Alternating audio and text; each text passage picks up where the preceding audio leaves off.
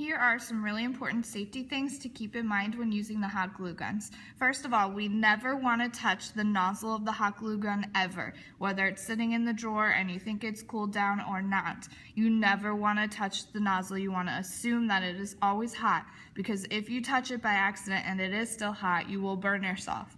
If you burn yourself, immediately tell the teacher, go and run your hand under cold water, and if it's really bad, we'll get you to the nurse for her to fix you up. When you are using the hot glue to draw lines, you're going to rest the nozzle on the piece of paper, and then you're going to pull the trigger and slowly kind of move the glue gun along in a line. And you can practice making thick lines, and also notice how I'm pushing down and away so that I don't get a big string of hot glue. And then you can practice doing some thinner lines of hot glue. And again, pushing down and pulling away so that I don't get a big long string of hot glue. Now, a lot of students are really tempted to touch the hot glue to see whether it's cooled down or not. You do not want to touch it with your finger, because again, you can burn yourself. So instead, take a pencil or another material that's okay to have hot glue on and just kind of pull it away and see if it's cooled down or not. If it's not, you're gonna need to give it some more time to dry down. The next thing is that if you want to draw some lines with hot glue and you want to then be able to peel it off of your paper, you're going to want to take some parchment paper, which is at your studio, and take your hot glue gun and kind of draw whatever kind of lines you want to have on your parchment paper that you would want to peel off of your parchment paper.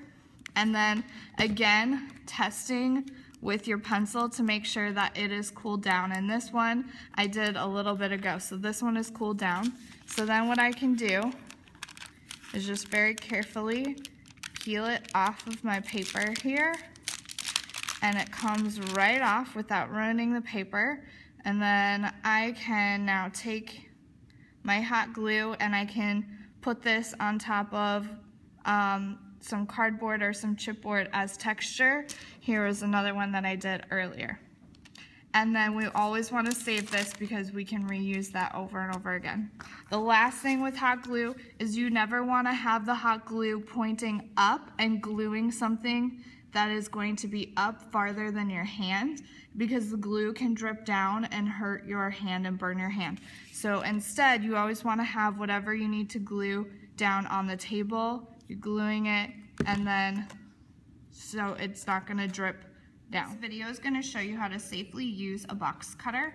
To bring the blade out, you're going to slide this part out, and that brings the blade out, and then you need to pull this little part down to lock your blade so that it doesn't collapse in on itself. So you're going to pull the blade out and lock it. Whenever you are not using your box cutter, you're going to make sure that the blade is back inside so that we're not going to accidentally hurt anything.